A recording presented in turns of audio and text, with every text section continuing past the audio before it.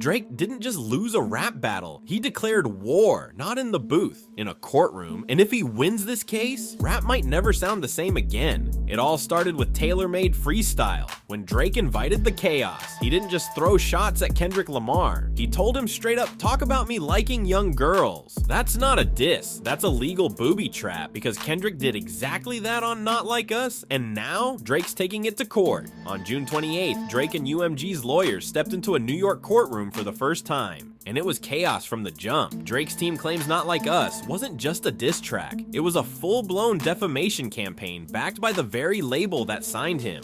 Why? Because Drake's $400 million contract with UMG, the one signed in 2022, was up for renegotiation, and according to the lawsuit, UMG had every reason to knock his value down, so they allegedly partnered with Kendrick, hyped the diss to global status, and let bots do the rest. From social media campaigns to Super Bowl licensing, Drake says they turned Not Like Us into a digital smear machine, and now he's fighting back, not with bars, but with legal firepower. Now here's where it gets dangerous, because this isn't just about Drake's feelings or Kendrick's bars. This case is poking a hole in the very foundation of hip-hop itself. The right to diss, to exaggerate, to say wild stuff in a battle without legal consequences. UMG's defense is simple. Not Like Us is art. It's hyperbole. It's rap tradition. They're telling the judge that no reasonable listener would hear Kendrick's lines and think they're literal facts. The certified PDF line? A play on words. The cover art? Metaphor. It's what hip-hop has always done, but Drake's team argues the opposite, that UMG's intent changed everything by promoting the song beyond the battle, by licensing it for events like the Super Bowl, by bot boosting the streams, by letting reactors monetize the track. They crossed the line. This wasn't just a diss anymore. It was corporate defamation wrapped in 808s. And now the judge has to decide, is a diss track protected speech? Or can it be grounds for a lawsuit if it's too successful? One wrong ruling and every battle rapper in America is suddenly at legal risk. If you're still with us, please hit that like and subscribe. We're pushing for 1,000 and every single sub really counts. Now, let's talk about the real reason this lawsuit even exists. Money. In 2022, Drake signed what insiders called the biggest deal in hip-hop history, a $400 million mega contract with Universal Music Group. And that wasn't just for albums. This was a 360 deal on steroids. Touring, streaming, merch, even potential films. UMG had a cut of everything. Fast forward to 2024, the deal is up for renegotiation, and according to Drake, that's when things got shady. The lawsuit claims UMG saw how fast he recouped their investment. Over 100 billion Spotify streams, $320 million from the It's All a Blur tour, and panicked. If Drake had that kind of leverage going into round 2, they'd have to pay even more. So what's the alleged play? Tear down the brand before the talks begin. Push Kendrick's diss into overdrive, let the internet run wild, and tank Drake's value just in time for contract season. And here's where it gets ruthless. Drake believes Kendrick's attack wasn't just lyrical. It was a strategic business weapon. If that's true, we're not just watching rap beef, we're watching a billion-dollar chess match in real time. This is where the case leaves the studio and enters the server room, because Drake's lawsuit hinges on one explosive claim: botting. He accuses UMG of artificially inflating the success of Not Like Us, not just through promotion, but by unleashing bots and stream farms to game the system. The evidence: Drake's legal team points to abnormal Spotify spikes, suspicious YouTube traffic, and even whitelisting tactics, where UMG allowed YouTubers to react to the track without copyright strikes, something they never do. Why? Because every reaction, every fake stream, every viral post made Kendrick's diss look like a cultural event, not just a song, and it worked. Within 35 days, Not Like Us racked up over 300 million streams.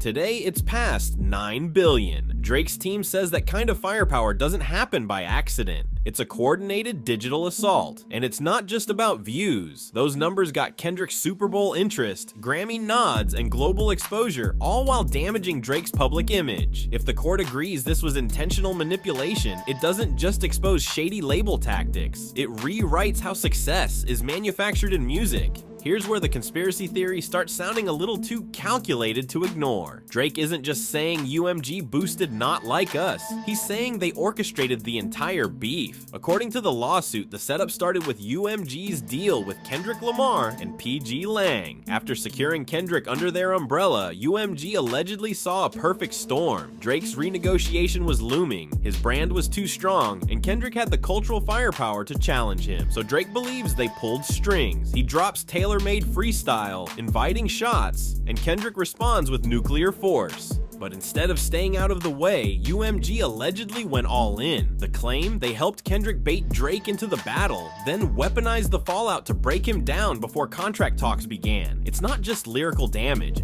it's corporate strategy. Devalue the asset, then renegotiate from a position of power. Drake claims UMG wanted to make sure he needed them more than they needed him. That's not a rap feud, that's business warfare disguised as art. And if even part of that is true, then the courtroom is where it all comes to light. June 28th, 2025. Drake versus UMG officially hits the courtroom. Judge Vargas presides. And from the jump, it's clear this isn't your average music lawsuit. Drake's team argues that Not Like Us was more than a diss. It was a calculated defamation campaign, republished and amplified by UMG through bots, radio buys, and global licensing. UMG fires back, calling the whole thing absurd. Their defense, it's just rap, artistic expression, metaphor. They argue that Kendrick's bars are protected by the First Amendment, exaggerated, performative, and in no way intended to be factual. But Drake's team pushes hard, saying the context changed everything. Once UMG monetized it, licensed it for the Super Bowl, and pushed it like a commercial product, it crossed the line. They even included screenshots of social media users calling Drake a PDF, arguing that UMG's actions led to real public perception damage. The judge, surprisingly neutral, refuses to dismiss the case outright. She says it's too early, and more evidence is needed. Translation? This trial isn't going away. The culture's biggest rap beef just became a constitutional debate. If Drake wins this lawsuit, he won't just walk out with a legal win. He might shatter the foundation of battle rap as we know it. Because here's the terrifying reality. If a diss track can legally be considered defamation, then every rapper tossing jabs might be one lyric away from a lawsuit. Forget metaphors. Forget exaggeration. If courts start treating bars like statements of fact, then artists will have to lawyer up before they drop a verse. That's why legal scholars, including 4 who filed an amicus brief in support of UMG, are warning the judge this case could set a dangerous precedent.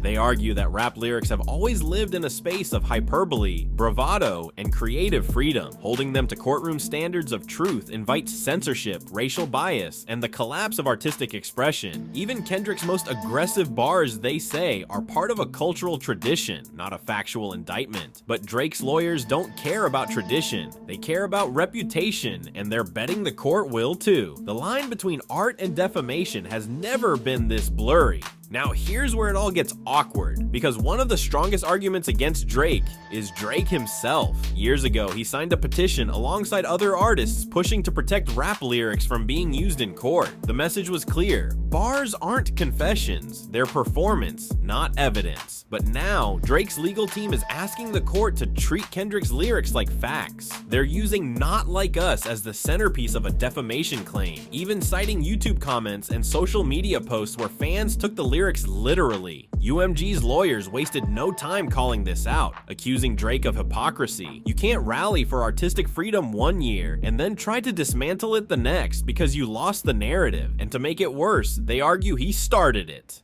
Tailor-made freestyle was an open invitation. He dared Kendrick to talk about the rumors. Kendrick accepted. Now Drake's crying foul. From UMG's side, it looks like he's trying to litigate his way out of a lyrical loss. Whether the judge buys that or not, we're entering the messiest part of this war. Drake's lawyers aren't just mad about the lyrics, they're furious about what happened after. Because Not Like Us didn't stay a diss track, it became a marketing juggernaut. And the biggest moment, Kendrick Lamar performing it at the Super Bowl. According to Drake's legal team, that performance wasn't random. It was licensed and pushed by UMG to boost the song's visibility on a global scale. Long after the battle ended, they argue that once UMG used the song commercially, placing it in one of the world's biggest televised events, it stopped being a rap response and became a public attack.